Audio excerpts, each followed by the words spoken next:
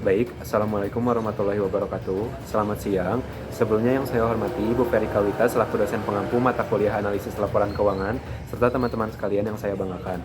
Pada kesempatan kali ini, izinkan kami kelompok 4 untuk mempresentasikan hasil analisis laporan keuangan perusahaan, yaitu pada perusahaan bisnis PT Indofood dan juga perusahaan non-bisnisnya Yayasan Puni Amal Peduli Kasih.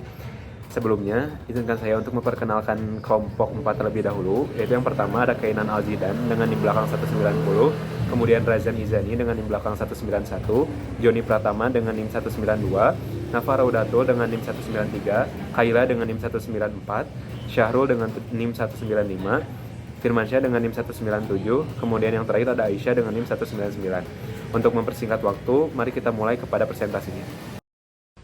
Selanjutnya ada profil perusahaan bisnis dari PT Indofood Sukses Makmur Tbk. PT Indofood Sukses Makmur Tbk atau lebih dikenal dengan nama Indofood merupakan produsen berbagai jenis makanan dan minuman yang bertempat di Jakarta, Indonesia. Perusahaan ini didirikan pada tanggal 14 Agustus 1990 sebagai PT Panganjaya Inti Kusuma. Kemudian pada tanggal 5 Februari 1994 berganti nama menjadi Indofood Sukses Makmur. Perusahaan ini mengekspor bahan makanannya hingga Australia, Asia, dan juga Eropa. Berikut adalah neraca laporan keuangan pada PT Indofood. Selanjutnya adalah lanjutan neraca PT Indofood dan juga laporan laba rugi dari PT Indofood. Laporan keuangan pada PT Indofood pada rasio likuiditas yang pertama current ratio. Current aset dibagi current liabilitas memiliki hasil 1,85767347. Artinya setiap Rp1 hutang lancar dijamin dengan 1,86 aktiva lancar. Semakin tinggi current ratio, maka semakin tinggi kemampuan perusahaan untuk melunasi hutang-hutangnya. Quick ratio. Dengan rumus current aset dikurang inventory dibagi current liabilitas memiliki hasil 1,56573 6438. Artinya setiap Rp1 hutang lancar dijamin oleh 1,56 aktiva yang benar-benar lancar. Dan yang ketiga, cash ratio memiliki hasil 1,076471,374. Dengan rumus cash ditambah marketable securities dibagi dengan current liabilitas. Selanjutnya rasio solvabilitas. Yang pertama, total debt to total asset. Dengan rumus total debt dibagi total aset memiliki hasil 53,01%. Total aset perusahaan dibelanjai oleh hutang sebesar 53,1%. Setiap Rp1 total aktiva menjamin Rp0,53 total hutang. Yang kedua, total debt to equity ratio. Dengan rumus total debt dibagi equity dengan hasil 112,82%. Yang ketiga, time interest earned ratio. Dengan rumus EBIT dibagi interest charge memiliki hasil 7,475993,036. Artinya, keuntungan perusahaan hanya bisa menutupi beban bunga perusahaan 7,4 kali. Dan yang terakhir, long term debt to equity ratio memiliki hasil 7,7,60%. Dengan rumus long term debt dibagi equity, artinya modal perusahaan dibelanjai oleh hutang jangka panjang sebesar 77,60%. Kemudian mencari rasio aktivitas. Yang pertama, total aset turnover dengan cara net sales sebagai total aset menghasilkan 0,14095296669. Dengan demikian, perputaran aktiva selama 1 tahun berputar sebanyak 0,14 kali. Yang kedua, mencari receivable turnover dengan cara net credit on sales dibagi average receivable menghasilkan 1,98200245. Dengan demikian, pengumpulan piutang selama 1 tahun berputar sebanyak 1,98 kali. Yang ketiga, average collection period dengan cara average receivable dikali 360 dibagi net credit on sales menghasilkan 181,6344874. Dengan demikian, rata-rata piutang tertagih adalah 181,63 hari. Kemudian mencari inventory turnover dengan cara cost of goods sold dibagi average inventory menghasilkan 1,920095873. Dengan demikian, persediaan selama 1 tahun berputar sebanyak 1,92 kali. Kemudian mencari average days inventory dengan cara average inventory dikali 360 dibagi cost of goods sold menghasilkan 1,874906,379. Dengan demikian, persediaan bahan baku disimpan di gudang selama 1,87 hari sebelum dijual. Kemudian mencari working capital turnover dengan cara net sales dibagi current asset dikurang current liabilitas menghasilkan 0,9930611412. Dengan demikian, modal kerja berputar sebanyak 1 kali selama 1 tahun. Dan yang terakhir, mencari fixed asset turnover dengan cara net sales dibagi fixed asset menghasilkan 0,20352140903. Dengan demikian, aktiva tetap berputar sebanyak 0,20 kali selama 1 tahun. Selanjutnya ada rasio profitabilitas. Yang pertama ada gross profit margin dengan rumus gross profit dibagi dengan net sales dikali 100 diperoleh hasil 0,341866 atau sebesar 34,19%. Artinya setiap satu penjualan menghasilkan laba kotor sebesar 0,341 rupiah. Yang kedua ada operating profit margin, rumusnya EBIT dibagi net sales dikali 100%, hasilnya 0,205595 atau sebesar 20,55%. Artinya setiap 1 rupiah penjualan itu menghasilkan laba usaha sebesar 0,205 rupiah. Yang ketiga net profit margin, itu rumusnya EAT dibagi net sales dikali 100%, diperoleh hasil 0,131296 atau sekitar 13,12%. Artinya adalah setiap 1 rupiah penjualan menghasilkan laba bersih sebesar 0,131 rupiah.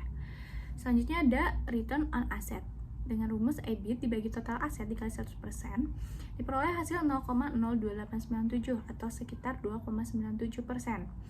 Artinya adalah setiap 1 rupiah total aktiva yang dioperasionalkan maka diperoleh laba usaha sebesar 0,0289 rupiah. Selanjutnya ada return on investment dengan rumus EAT dibagi total aset dikali 100%. Hasilnya adalah 0,0185 atau sekitar 1,8%. Artinya, setiap 1 rupiah total aktiva atau investasi yang dilakukan, maka diperoleh laba bersih sebesar 0,018 rupiah. Lalu ada return on equity, rumusnya EAT dibagi equity dikali 100%, hasilnya 0,039385 atau sekitar 3,93%. Maka itu artinya adalah setiap 1 rupiah modal sendiri yang digunakan maka diperoleh laba bersih sebesar 0,0393%. 0,0393 rupiah. Selanjutnya ada earning per share, rumusnya EAT dibagi dengan jumlah lembar saham yang beredar. Maka diperoleh hasil 0,193467969. Artinya bahwa laba per lembar sahamnya itu yang dihasilkan adalah sekitar 0,19346 rupiah per lembarnya. Lalu ada price earning ratio, yaitu harga pasar dibagi dengan EPS. Harga pasar yang beredar itu sebesar 6.350 dibagi dengan EPS-nya 0,193467969. Maka diperoleh hasil 32.822 rupiah, yang artinya price earning ratio ini menunjukkan bahwa setiap investor bisa membayar sebesar 32.822 rupiah ini untuk setiap 1 rupiahnya dari omset atau pendapatan yang diperoleh dari perusahaan, yang diperoleh oleh perusahaan.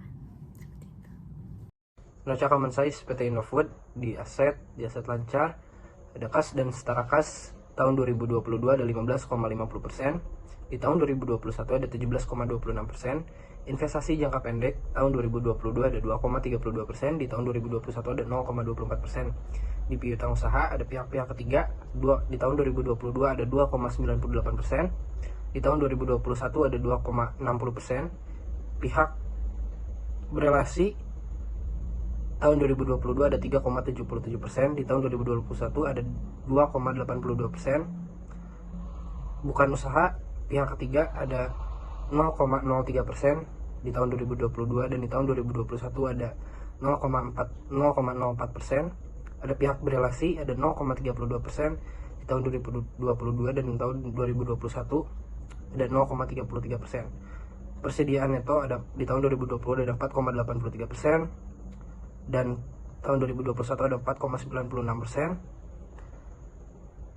pajak dibayar di muka ada 0,66% tahun 2022 dan tahun 2021 ada 0,36%. 0,36%. Pajak dibayar di muka ada 0,17% pada tahun 2022, pada tahun 2021 ada 0,15%. Beban dibayar di muka dan aset lancar dan lain-lainnya ada 0,15% tahun 2022 dan tahun 2021 ada 0,4%. Total aset lancarnya ada 30,74% pada tahun 2022 dan pada tahun 2021 ada 28,79%. Di aset tidak lancarnya ada aset pajak tangguhan neto ada 0,36% tahun 2022 dan tahun 2021 ada 0,36%. Investasi jangka panjang ada 9,42% dan tahun 2021 ada 9,37%. Aset tetap neto ada 11,65%, di tahun 2021 ada 9,37%. Dan ada aset hak guna tahun 2022 ada 0,22%, tahun 2021 ada 0,17%. Beban ditangguhkan tahun 2022 ada 0,03% dan tahun 2021 ada 0,05%. Goodwill ada 44,29% di tahun 2022 dan 2021 ada 45,74%. Aset tak berwujud ada 1,38% pada tahun 2022 dan pada tahun 2021 ada 1,46%. Aset tidak lancar lainnya ada 1,89% pada tahun 2022 dan pada tahun 2021 ada 2,01%. Total aset tidak lancar ada tahun 2022 ada 69,25% dan tahun 2021 ada 71,20% dan total aset tahun 2022 ada 100% dan tahun 2021 ada 100%. Liabilitas dan ekuitas. Total liabilitas jangka pendek ada 31,22% di tahun 2022 dan tahun 2021 ada 29,83%. Liabilitas jangka panjang tahun 2022 ada 68,78%, tahun 2021 ada 70,17%. Total liabilitasnya masing-masing setiap tahun ada 100%, di tahun 2022 dan di tahun 2021 ada 100%. Neraca Common Size PT Indofood, keterangan liabilitas dan ekuitas atau lanjutan. Ekuitas, modal ditempatkan dan disetor penuh 11.661.908.000 saham. Di tahun 2022 1,02%, tambahan modal disetornya 10,44% tahun 2022 dan di tahun 2021 naik menjadi 10,94%. Total ekuitas 100% di tahun 2022 dan di tahun 2021 100%. Total liabilitas dan ekuitas di tahun 2022 100% dan tahun 2021 100%. Analisis Common Size laba rugi. Laporan laba rugi Common Size PT Indofood periode 1 Januari sampai 31 Desember 2022.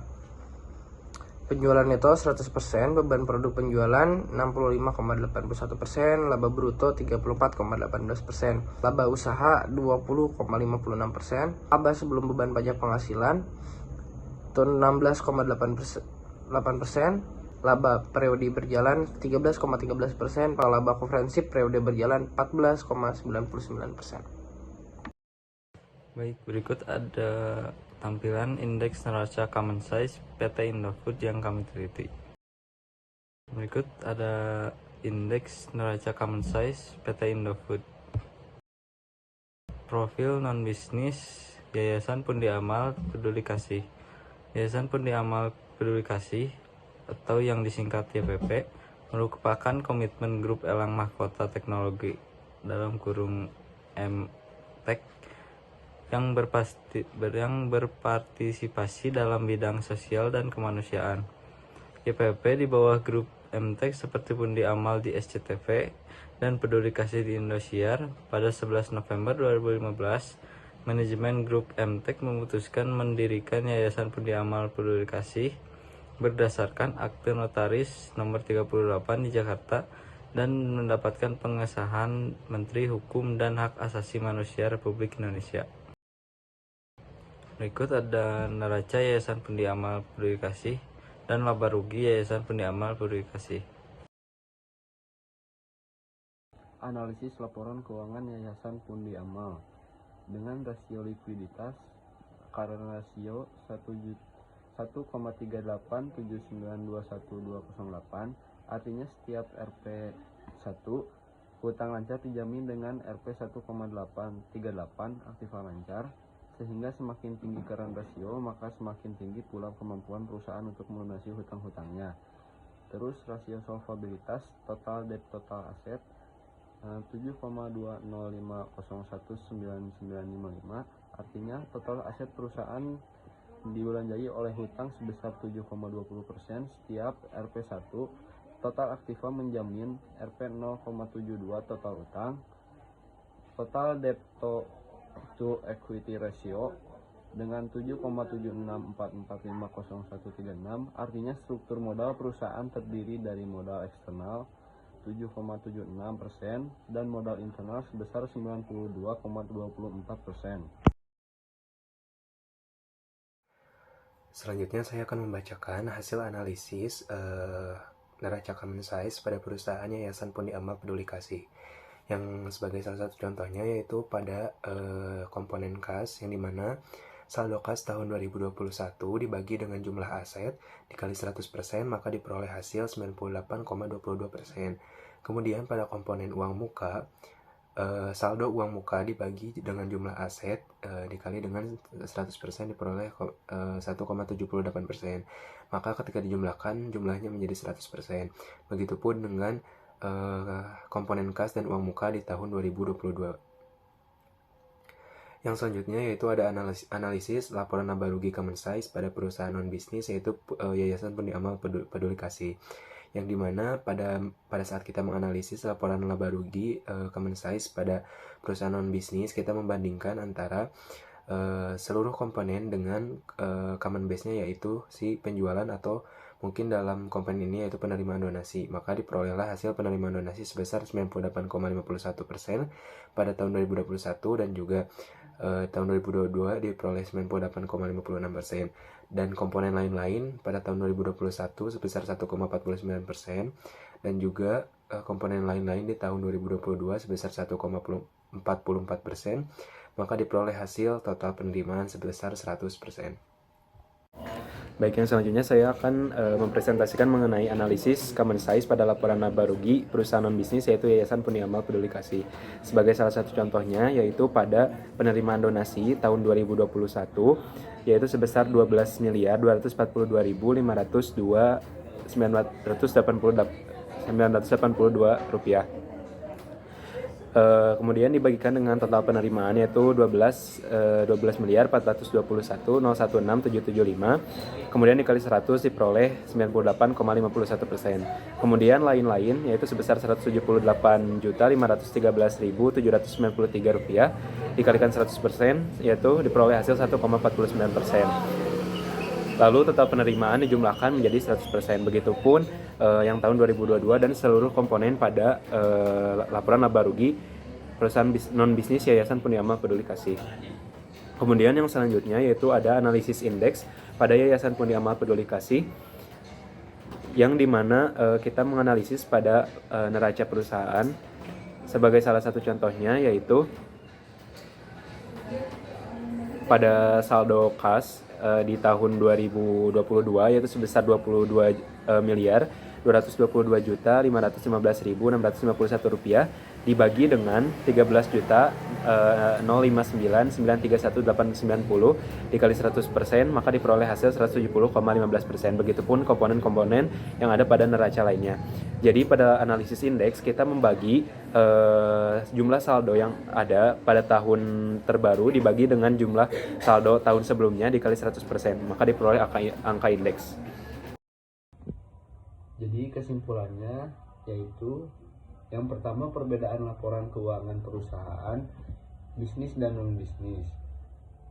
Pada perusahaan bisnis, hasil dari analisis yang kelompok kami lakukan, kelompok memperoleh rasio likuiditas, rasio solvabilitas, rasio aktivitas, dan juga rasio profitabilitas. Sedangkan pada perusahaan non-bisnis kami, hanya memperoleh beberapa komponen rasio likuiditas pada bagian current ratio dan juga rasio solvabilitas pada bagian total debt total aset dan total debt total equity. Terus pada perusahaan non bisnis yang memang pada dasarnya memang tidak fokus untuk memperoleh profit, maka tidak ditemukan komponen aktiva lancar yaitu efek. Perusahaan bisnis fokus pada profit sedangkan perusahaan non bisnis tidak fokus pada profit, namun cenderung ke manfaat atau kesejahteraan masyarakat. Yang terakhir, analisis angka indeks pada perusahaan bisnis tidak stabil karena terdapat kenaikan dan juga penurunan yang signifikan, dan juga ada yang tidak, sedangkan perusahaan non bisnis cenderung mengalami kenaikan yang stabil. Terus yang kedua ada persamaan laporan keuangan perusahaan bisnis dan non bisnis. Dalam kedua laporan tersebut masing-masing terdapat komponen yang sama, yaitu kas dan juga utang pajak. Yang terakhir memiliki hasil 100% pada neraca common size. Baik, sekian mungkin yang dapat kelompok 4 sampaikan. Kurang lebihnya mohon maaf. Wabillahi taufiq wal hidayah. Wassalamualaikum warahmatullahi wabarakatuh.